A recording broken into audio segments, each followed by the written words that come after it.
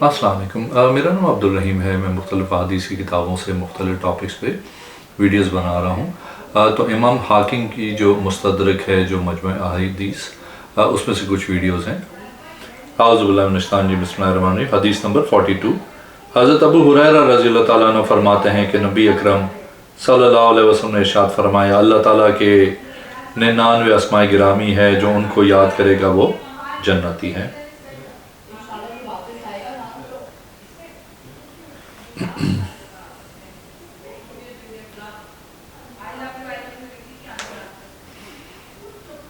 ایک اور حدیث ہے، حدیث نمبر 43۔ حضرت عبداللہ رضی اللہ تعالیٰ عنہ فرماتے ہیں کہ نبی اکرم صلی اللہ علیہ وسلم نے ارشاد فرمایا، بدشگونی شرک ہے، اللہ تعالیٰ پہ توکل کر کے اس کو ختم کیا جا سکتا ہے۔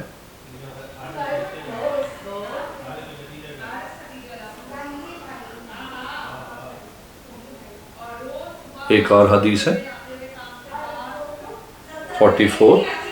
حضرت عبداللہ رضی اللہ تعالیٰ عنہ فرماتے ہیں، نبی اکرم صلی اللہ علیہ وسلم نے ارشاد فرمایا، بدشگونی کا تعلق شرک سے ہے اور ذہنی الجھاؤ کا باعث ہے، لیکن اللہ تعالیٰ اسے توکل کی برکت سے ختم فرما دیتا ہے۔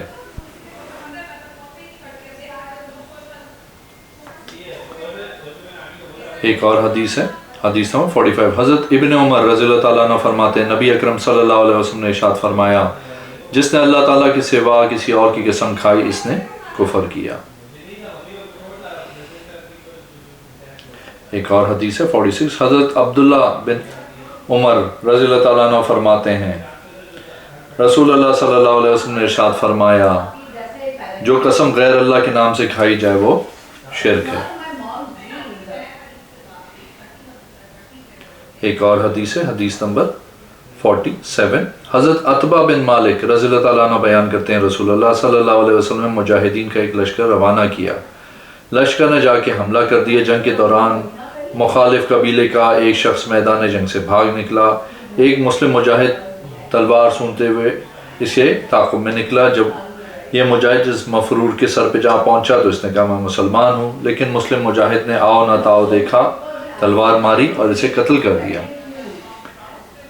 ڈالا۔ یہ بات رسول اللہ صلی اللہ علیہ وسلم تو پہنچی تو آپ صلی اللہ علیہ وسلم نے ناراضگی کا اظہار فرمایا، اور اس ناراضگی کی خبر اس مجاہد تک بھی پہنچ گئی۔ پھر ایک مرتبہ نبی اکرم صلی اللہ علیہ وسلم خطبہ ارشاد فرما رہے تھے۔ دوران خطبہ وہ مجاہد کھڑے ہو کے کہنے لگا، خدا کی قسم، اس نے اپنے مسلمان ہونے کا اقرار فقط اپنی جان بچانے کے لیے کیا تھا۔ آپ صلی اللہ علیہ وسلم نے اس کی طرف سے توجہ ہٹائی اور خطبہ جاری رکھا۔ اس نے دوبارہ کہا، حضور صلی اللہ علیہ وسلم، خدا کی قسم، اس نے صرف اپنے بچاؤ کی خاطر اپنے مسلمان ہونے کا اقرار کیا تھا۔ آپ صلی اللہ علیہ وسلم نے اس مطابق بھی اس سے توجہ ہٹائی اور خطبہ جاری رکھا۔ اس نے تیسری مرتبہ پھر وہی الفاظ دہرائے تو آپ صلی اللہ علیہ وسلم نے اس کی طرف توجہ فرمائی۔ اس وقت آپ صلی اللہ علیہ وسلم کے چہرے اقدس میں ناراضگی کے آثار نمایاں تھے۔ آپ صلی اللہ علیہ وسلم نے فرمایا، جو شخص کسی مسلمان کو قتل کرے اللہ اسے پسند نہیں کرتا۔ آپ نے 3 مرتبہ یہی الفاظ دہرائے۔ ایک اور حدیث ہے 48۔ حضرت عقبہ بن مالک رضی اللہ تعالیٰ عنہ بیان کرتے ہیں، حضور صلی اللہ علیہ وسلم نے اللہ تعالیٰ کی حمد و ثنا کے بارے میں کے بعد ارشاد فرمایا، اس شخص کا کیا حشر ہوگا جو ایسے شخص کو قتل کر ڈالے جو اپنے مسلمان ہونے کا اقرار کر رہا ہو۔ وہ قاتل کہنے لگے، یا رسول اللہ صلی اللہ علیہ وسلم، اس نے صرف اپنے بچاؤ کی خاطر اسلام کا اقرار کیا تھا۔ تو آپ صلی اللہ علیہ وسلم نے فرمایا، ایسے ہی۔ آپ صلی اللہ علیہ وسلم کو اس کی بات انتہائی ناپسند لگی۔ آپ صلی اللہ علیہ وسلم نے اپنا چہرہ اس سے دوسری طرف پھیر لیا، فرمایا، اللہ تعالیٰ ایسے شخص کو پسند نہیں کرتا جو کسی مسلمان کو قتل کرے۔ اللہ تعالیٰ ایسے شخص کو پسند نہیں کرتا جو کسی مسلمان کو قتل کرے۔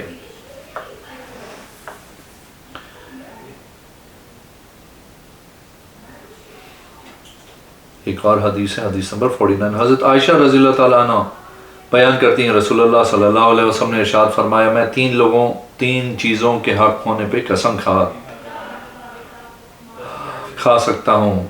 ایک، جس شخص کا اسلام میں کوئی حصہ ہو، اللہ تعالیٰ اسے اس شخص کی طرح نہ کرے گا جس کا کوئی حصہ نہیں، اور اعمال صالحہ، روزہ، نماز و صدقہ سب اسلام کا حصہ ہیں۔ دوسرا، جس شخص نے اللہ تعالیٰ دنیا میں ہی جس شخص سے اللہ تعالیٰ دنیا میں دوستی رکھے گا، اللہ قیامت کے دن اس کے اس سے دوستی نبھائے گا۔ نمبر 3، جو شخص جس قوم سے محبت کرے گا اللہ تعالیٰ اس کا حشر اسی کے ساتھ کرے گا۔ اور چوتھی بات ایسی ہے کہ اگر میں اس پہ قسم کھاؤں تو کوئی حرج نہیں ہو، وہ یہ ہے اللہ تعالیٰ جس کی دنیا میں پردہ پوشی کرتا ہے قیامت کے دن بھی اس کے گناہوں کو چھپائے گا۔ ایک اور حدیث ہے نمبر 50، حضرت فضالہ لیشی رضی اللہ تعالیٰ عنہ بیان کرتے ہیں، میں نبی اکرم صلی اللہ علیہ وسلم کی بارگاہ میں حاضر ہو کے اسلامی تعلیمات سیکھنے کی خواہش کا اظہار کیا تو آپ صلی اللہ علیہ وسلم نے نماز پڑھنے اور روزہ رکھنے کی تلقین فرمائی اور نمازوں کے اوقات بھی بتائے۔ میں نے عرض کی حضور صلی اللہ علیہ وسلم، آپ صلی اللہ علیہ وسلم نمازوں کے لیے جو وقت بتائے ہیں میں ان اوقات میں بہت مصروف رہتا ہوں، اس لیے آپ صلی اللہ علیہ وسلم مجھ کو مختصر اور جامع سا حکم ارشاد فرمائیں۔ آپ صلی اللہ علیہ وسلم نے فرمایا مصروفیات کتنی بھی ہو عصرین کو نہیں چھوڑنا، چونکہ یہ لفظ ہماری زبان میں استعمال نہیں ہوتا اس لیے مجھے سمجھ نہیں آیا۔ میں نے سمجھنے کی عرض کی سران کا کیا مطلب ہے؟ آپ صلی اللہ علیہ وسلم نے فرمایا فجر اور عصر۔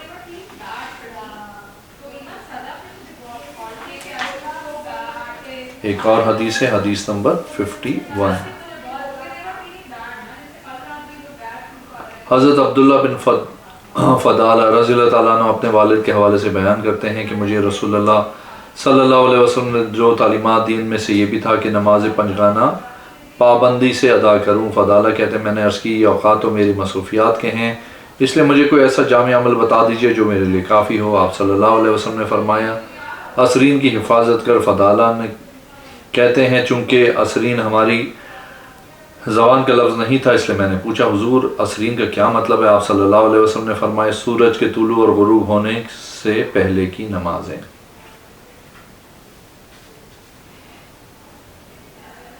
ایک اور حدیث، حدیث نمبر 52، حضرت ابو ہریرہ رضی اللہ تعالیٰ عنہ فرماتے ہیں نبی اکرم صلی اللہ علیہ وسلم نے ارشاد فرمایا اسلام راستے کے سنگ میل کی طرح ہدایت کا ایک مینارہ ستون نور ہے، مینارہ نور ہے۔ ایک اور حدیث ہے 53، حضرت ابو ہریرہ رضی اللہ تعالیٰ عنہ بیان کرتے ہیں نبی اکرم صلی اللہ علیہ وسلم نے ارشاد فرمایا اسلام یہ ہے کہ تم اللہ کے ساتھ کسی کو شریک نہ ٹھہراؤ، صرف اسی کی عبادت کرو، نماز و روزہ کی پابندی کرو، زکوٰۃ ادا کرو، حج ادا کرو، امر بالمعروف اور نہی المنکر کرو، اپنے اہل عیال کو سلام کرو، جس نے ان میں سے کسی بھی عمل کو چھوڑا اس نے اسلام کا ایک حصہ اچھا عمل چھوڑا، جس نے سب کو چھوڑ دیا اس نے اسلام سے ہی منہ پھیر لیا۔ ایک اور حدیث ہے، حدیث نمبر 54، حضرت ابو ہریرہ رضی اللہ تعالیٰ بیان کرتے ہیں کہ رسول اللہ صلی اللہ علیہ وسلم نے ارشاد فرمایا کیا میں تمہیں ایک کلمہ سکھاؤں یا شاید کہ ایک کلمہ پر رہنمائی کراؤں جو عرش کے نیچے جنت کے خزانوں میں سے خزانہ ہے؟ فرمایا تم پڑھو لا حول ولا قوت الا باللہ۔ اس کے جواب میں اللہ تعالیٰ فرماتا ہے میرے بندے نے اقرار کیا اور مان لیا، دل سے تسلیم کر لیا۔ ایک اور حدیث ہے، حدیث نمبر 55، حضرت عبداللہ رضی اللہ تعالیٰ عنہ فرماتے ہیں رسول اللہ صلی اللہ علیہ وسلم نے ارشاد فرمایا اگر دو آدمی داخل اسلام ہو اور آپس میں قطع تلقی کر لیں تو ان میں سے ایک اسلام سے خارج ہو گیا جب تک اس کی جانب سے زیادتی ہے وہ اپنی غلطی سے رجوع نہ کرے۔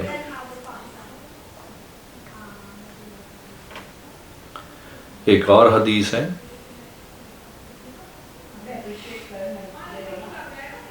حضرت ابو ہریرہ رضی اللہ تعالیٰ عنہ سے روایت ہے کہ رسول اللہ صلی اللہ علیہ وسلم نے فرمایا جب بندہ زنا میں مبتلا ہوتا ہے تو اس کے دل سے ایمان نکل کے اس کے اوپر سائبان کی طرح ہو جاتا ہے، پھر جب بندہ گناہ سے فارغ ہو جائے تو وہ دوبارہ ایمان میں داخل ہو جاتا ہے۔ ایک اور حدیث ہے 57، حضرت ابو ہریرہ رضی اللہ تعالیٰ عنہ فرماتے ہیں رسول اللہ صلی اللہ علیہ وسلم نے ارشاد فرمایا جو شخص زنا کرتا ہے یا شراب پیتا ہے تو اللہ تعالیٰ اس سے ایمان اس طرح نکال لیتا ہے جیسے انسان قمیض اتار دیتا ہے۔ ایک اور حدیث ہے نمبر 58، حضرت ابن عمر رضی اللہ تعالیٰ عنہ فرماتے ہیں کہ نبی اکرم صلی اللہ علیہ وسلم نے ارشاد فرمایا حیا اور ایمان دو گہرے دوست ہیں، جب ان میں سے کوئی ایک اٹھ جاتا ہے تو دوسرا خود بخود اٹھ جاتا ہے۔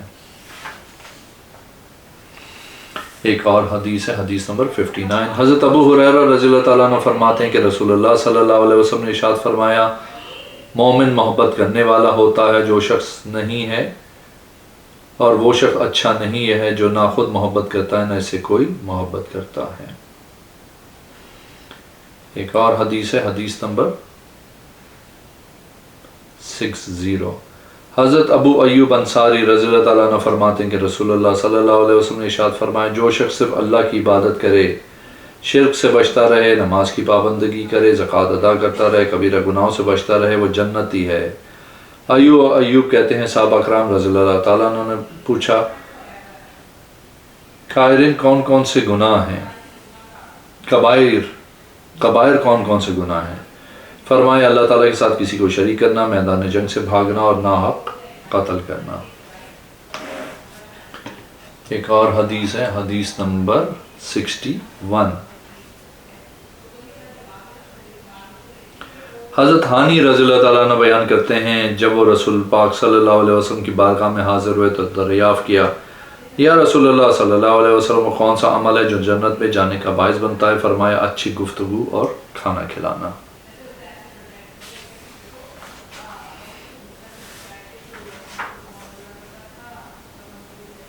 ایک اور حدیث ہے، حدیث نمبر 62۔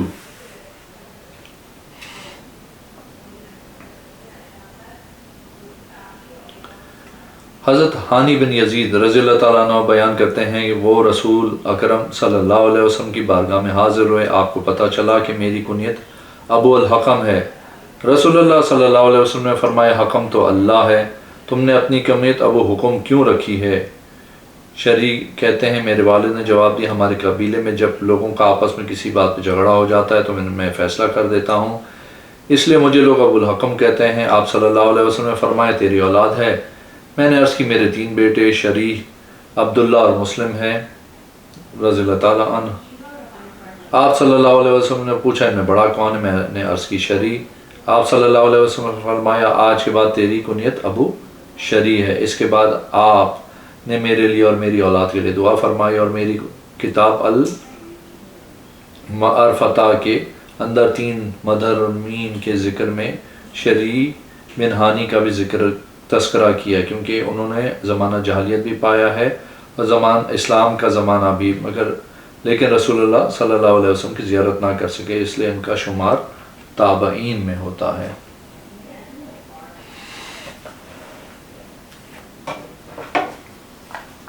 ایک اور حدیث ہے، حدیث نمبر 63۔ حضرت ابو ہریرہ رضی اللہ تعالیٰ عنہ بیان کرتے ہیں، رسول اللہ صلی اللہ علیہ وسلم نے آیت انہ کان سمیعا بصیرہ پڑھی اور شہادت کی انگلی آنکھوں پہ اور اپنے انگوٹھے کانوں پہ رکھ لیے۔ ایک اور حدیث ہے، حدیث نمبر 64۔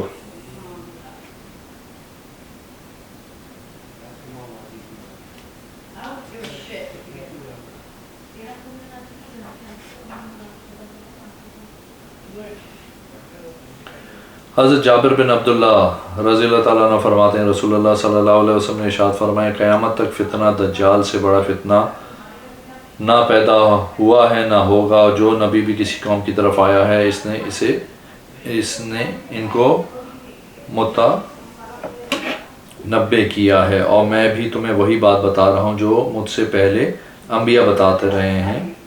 اس کے بعد رسول اکرم صلی اللہ علیہ وسلم نے اپنا دست مبارک آنکھوں پہ رکھ کے فرمایا، اللہ تعالیٰ نابینا نہیں ہے۔ اگر آپ نے میرے چینل کو اب تک سبسکرائب نہیں کیا تو پلیز کیجیے، اس ویڈیو کو لائک کیجیے۔ اگلے میں انشاءاللہ حاضر ہوں گا۔ اللہ حافظ۔